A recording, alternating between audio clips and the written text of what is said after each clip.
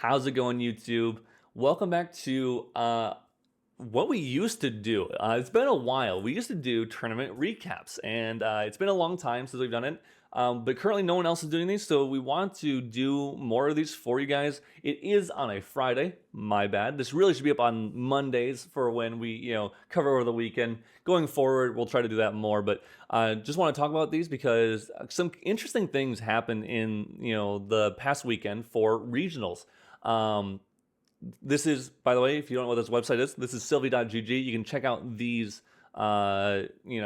tournament stats for yourself. But let's just jump right in. And we're talking about Japan's first regional with a cap of 64 players. So they capped it, most likely due to the shop size and everything like that. But they hit their max, which is really, really cool. They also had a top cut of 8. So the winning list, let's start there. I'll just mention what the winning list is. It's actually the 8th place list here, which is a Water Ari, Astra Ari Arasana, not Water Mill Arasana. And really cool thing about this list is that it is just essentially just pure, like not pure water, but like just a solid water deck. There's nothing too insane about this deck. Some cool things that occurred with this deck, of course. We have the generic package for kind of Astra Arasana, honestly, is these top cards right here. And then we got the wind, or the water package. So Freezing Steel is a negation card that when we get to level 3, honestly, it becomes, or before that, we can also pop Mnemonic Charms and stuff like that to make it negate a negation that's higher than Frostbind would be, essentially. Frozen Missile, just for those allies or slime decks. And then Fracturize, which has always been a solid card, an S tier card, if you will, which allows us to get rid of anything that's really pesky for us to deal with. And then the one unique water card, and I love this card, is honestly one of my favorite cards in Grand Archive, but it hasn't seen any play until this, which is Aqua Vitae. I'm probably butchering that, but I think it's just Aqua Vitae. This is obviously Cleric Potion, cost 2, and this is essentially a net even or eventually a +1. So this draws you a card when you sack it, and then if there are 3 or more H counters on it, Aqua Vitae draws an additional card. You get those H cards at the beginning of Recollection due to class bonus, so you have to be level 1. So eventually this can, get you cards back, but at worst, it's a card that replaces itself. And something really cool, I'll kind of jump into the Astra cards real quick here, is Astromech Attendant, which is a 2-drop 2/3 ally, and on enter, you can gather 3 times, and then when you brew a potion, draw a card into your memory. So if you have this on board, and you draw an Aqua Vitae in the late game, and you can brew it with those Spring Leaf because you gathered a bunch of times, you can put this on the board, for just that card out of hand. You can pop it, draw a card, and before that, when you brewed it, Astromech Attendant is going to draw a card into memory. So it's already +1 with just these 2 cards. It is a one of. It's not going to happen all the time, but if it does, you're happy. I should point out with this deck is that it is Serene Water. That's why there's only a couple water cards in here, total of 12. They do run Scepter of Luma, which is kind of cool. So you can just, maybe get that out early, or if you're going against another water deck, then you can just bring out Scepter in your main phase. Some nice little things with that. They are also on Chalice of Blood. So really getting that card draw. I don't know if you noticed how much card draw in here. There's this, there's Chalice, there's GCR, there's Scepter, and then we have Glimpse, which you're glimpsing for, which is, honestly similar to a draw. And of course, Cosmic Astroscope, which in the late game essentially acts as constant draws as you're, using Star Calling from that. So really cool deck. The sideboard is crazy. Bunch of one-ofs, honestly, and a couple more Frozen Dismissals and Spell Shield Astros and Stalwarts. For, Stalwarts, I'm sure, is just for like the Icebound Slams and stuff like that. Just anything aggro or hitting your face, from attack quickly. But other than that, it's a bunch of one-ofs for whatever they need to, to suit their needs. So pretty cool deck. It's cool that it placed 8th and then won the whole event. Other than that, nothing too crazy. We did see there is another Astra, which is just Serene / Fire Start. You get to choose what you want to start with, and then going into a little more gathering, as you can see here with Foraging Servant and Barter Herbs. The Foraging Servant is pretty cool because of Cremation Ritual, so we can sack off and gather and sack it off. So we're getting kind of similar how you would with using Stalwart and Cremation Ritual, but in this case, you get a gather and you get an herb of some sort. That's pretty cool. Other than that, there's nothing too crazy here to show off. Yeah, the deck's not like anything completely new.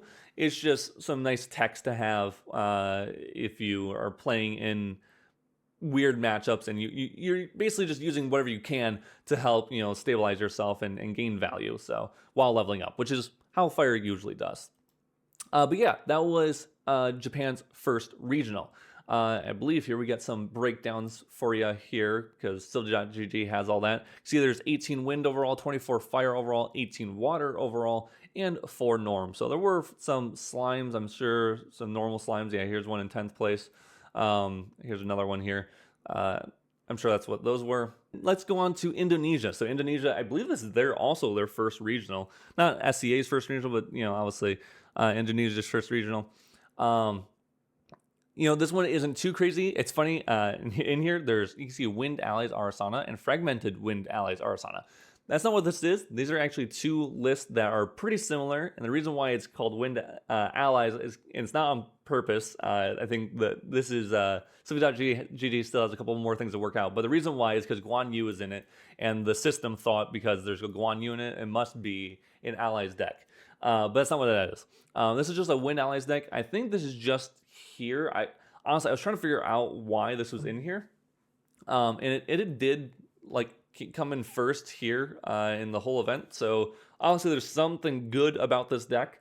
But I think the biggest reason this is in here, if your DG happens to die, you can, or you kill it off with Polaris, you can flash in one of these, which will help you just clear off stuff on board when they swing into you later on. You can tap this to kill off something because it retaliates for 4 damage because of that retort too. Or if you just happen to slam this down, maybe, then if they're swinging into face, you get that free kill every single turn.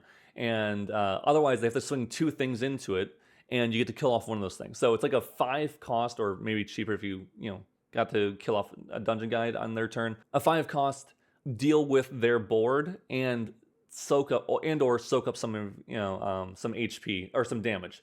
I think that's the only reason why it's in here. The other list also had, I believe it was running a 2 of that. Let me just make sure here. Yeah, a 2 of Guan Yu. So I think that's what that is. Honestly, I'd be really curious what these guys think. If you guys are here, please leave a comment below. I'd love to understand the full reasoning behind that. But yeah, and then there's Water Nico. You got some allies. These are both, I think these are both unique. Yeah, running some of the unique package with Dilus and Purses and Lubes, all that stuff to make the Oath swing for a bunch. When you do use that, they swing for a bunch of damage. So nothing too crazy there. Shadowstrike Tristan, we actually are seeing this come up more and more often. Tristan has been played at several regionals recently. It's just a solid deck. It just has a lot of utility and there's a lot of stuff in the deck that you can play that just helps you against other decks. So, something like Scatter Essence, killing off those fractals, Stifling Trap, killing off Storm Slimes, Incapacitates, dealing with stratagems. There's just a lot of things like that, which just really push this deck to another tier, and why it's so good. Honestly, this is probably a tier 2, tier 1.5 deck. I won't necessarily say it's a tier 1 deck, but it's very close. But the reason why it's able to hold its ground in the meta is because of how much utility it has. So honestly, that's pretty much it for this tournament. Again, nothing too crazy. We, of course, have one last thing I will mention, of course, is the Fragmented Water and Power Crux Merlin. This was piloted by Null from Chess Club in the Utrecht Ascent.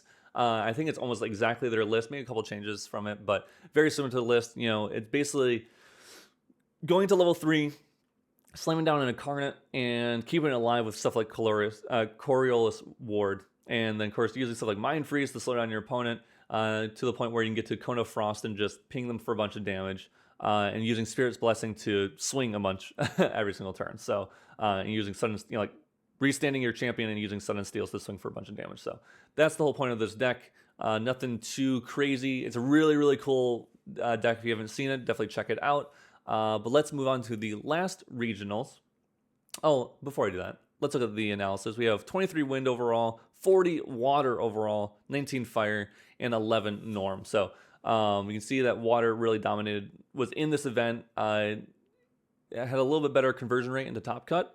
Wind had a little better conversion rate, and Fire had a worse conversion rate, and Norm had even worse. So, again, this is really nice to see and really easy to. I'm really glad TCG has this, because this is really easy to see the element breakdown, which is really nice. And then the last event, let's start off with the element chart here. We see that there's 31% water, 32%. 31% wind, 32% water, 25% fire, 11% Norm. And Norm had a better, actually, goes from 11% up to 25%. Fire really taking a hit all the way down to 6%. Wind took a hit from 31 to 25, and then water, which was at 32%, went up to 44%. So again, see how strong water is currently in the meta. This is right before the Icebound Slam and Baby Gray bans, so these lists are a little out of date, I will say, but only some of them. Only the water decks are using Icebound Slam, and only the Slimes decks that were using Baby Gray. Slimes is going to be kind of a weird position until that Recollection, or the next Recollection deck thing that they have for it coming out, where that Baby Gray will get a replacement of some sort. We'll see what that is eventually, I'm sure. But yeah, this had the Water Onsole Lorraine, made popular by, and I think made by TM32. This basically uses kind of a bit of a water pile deck. Uses the Icebound Slam just to get some extra damage, mill yourself, of course, and then basically doing some shenanigans, getting up to level 3, and using Onsole and Spirit Blade Dispersion if you need to help close out the game. Otherwise, you're just kind of beating down your opponent with Ghost of Pendragon and Frostthorn Paladins and Sword Slaying Eventides even. Again, nothing crazy here. Onsole decks are cool. They just fall victim to, if you don't have enough influence, which you can get a lot of influence in water with Lost in Thought, so I understand the thoughts there for counterability. But if you run up against a Tristan with incaps, or any aggro assassin with incaps, you're kind of having a rough matchup. So we see Norm, Slime Sylvie, Wind Allies, Fire Aggro Xander, and I believe this is the one which utilizes a little more, a little less burst and a little more tempo, honestly I'd put it. So they run the in caps, they run stuff like Sables and Honorables, because they also run Cremation Rituals. So this deck is getting a little more value. It's running Sadie, of course, again, for a little bit more value.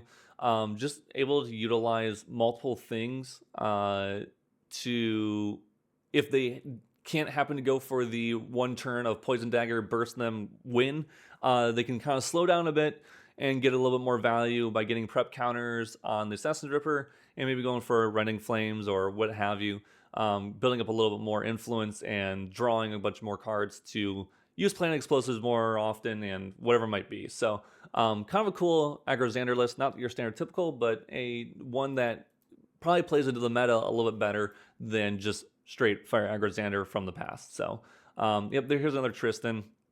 Like I said, Tristan is on a little bit on the up and up. Just really good, doing the exact same thing. We have that Scatter Essences, Stifling Traps, End Caps. It's the Penumbra Waltz versions, most of these are, so you can go Inspiring Call, get up a bunch of token shadows on board, and then pump them with a bunch of damage and have them all swing out. So really cool deck. That's primarily it. I don't think there's anything too crazy left in this other than a bunch of Watermill decks. You can see there's Arsana, Vanitas, Nico, Watermill, Xander, which I believe I checked this out. And this is more of like an allies build, but they can go for like not quite self-mill. It has Fractal Rain, so there is a little bit of self-mill, but mainly it's in there for the Slice and Dice and this Emergent Dagger, which you don't get to see, which is a 1-cost level 2 class bonus, is a 3/2 Assassin Dagger. So use that with Slice and Dice when you're level 2, and Slice and Dice is hitting for 6 and it's hitting for 9, so 15 total damage. Using Scepter Illumina, if you're leveled up twice with Scepter Illumina on the board, that's 8 damage there, 15 from here, and then a little extra damage from maybe a Refracting Missile or a Froststorm Paladin, or even a Sable or Sadie, just swinging in and dealing extra damage. So that's it, guys. That's all the regionals that happened over this weekend. Like I said, I'll leave a link to silver.gg below so you can check out these regionals and see all the stats for yourself. But we'll see you guys in the next one. Peace.